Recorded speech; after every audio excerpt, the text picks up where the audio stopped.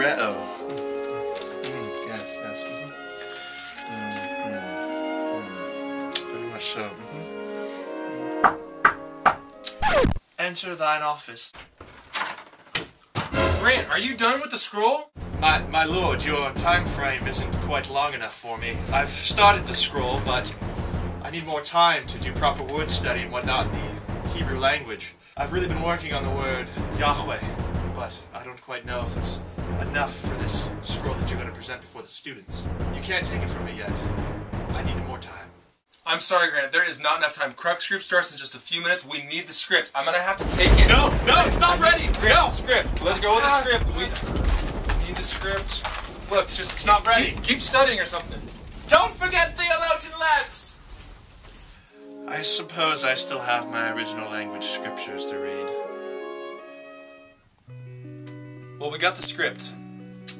Wasn't easy to get, but we've got the script. This is the backstory of the verse we're going to be studying in our Crux groups tonight. In the year 2011, under the dominion of Barack Hussein Obama, penned by the scribe Grant Gunther, God is entirely other from his people. He's even totally other from his own people that he created and rescued. Many people claim to know God, but are content with continuing to let their lives sit in sin and death. Or to say another way, some people think that spraying perfume on sin will make the odor go away. This idea is found only in our current day and age. When you jump into the Old Testament, though, you see one of its main characters, the nation of Israel. They're actually a mirror image of you and I today. The Israelites were a people that knew the God. The Israelites had a special place to worship this God. The Israelites were blessed by their God. But just like you and I today, the people of Israel were very content to sit in their sin and death. But God is entirely other than people, even his own people, and as a result, he had to do something. Israel was the jewel of God.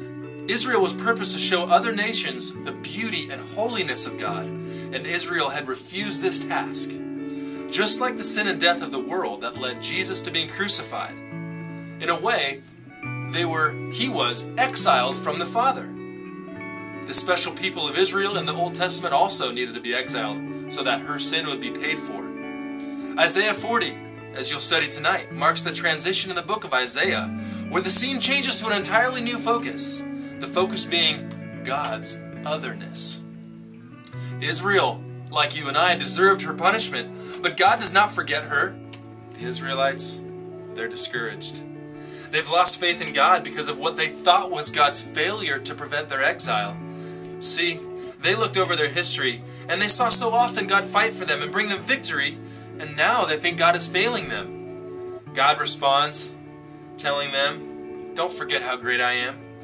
In the conclusion of chapter 40, we have God assuring the Israelites that he is not too weak, he is not weary or too powerless to bring Israel back from exile.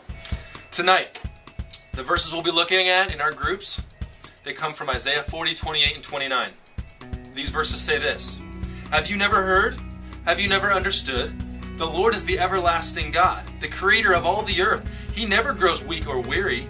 No one can measure the depths of his understanding. He gives power to the weak and strength to the powerless." In the words of the great theologian Jessica Lebs, penned yesterday morning on Facebook, that's you and I, kids, weak and powerless. She gets it. Israel mirrors us. You and I are weak and powerless, exiled, cut off from God because of our sin, but God is other. God is everlasting, the Creator. He never gets tired. And he has made a way possible to bring us back to himself. That way is Jesus himself. In John 14:6, Jesus claimed this: "I am the way, the truth, and the life. No one comes to the Father except through me." Are you feeling tired tonight? You feeling guilty? You feeling exiled? You feeling helpless? Set your mind at ease. For there is an everlasting God who never suffers setbacks, but he loves to help those who do. Tonight, in our Crux groups, let's be redeemed from sin through Jesus Christ and run straight towards our Savior God. Get ready for groups, boys and girls.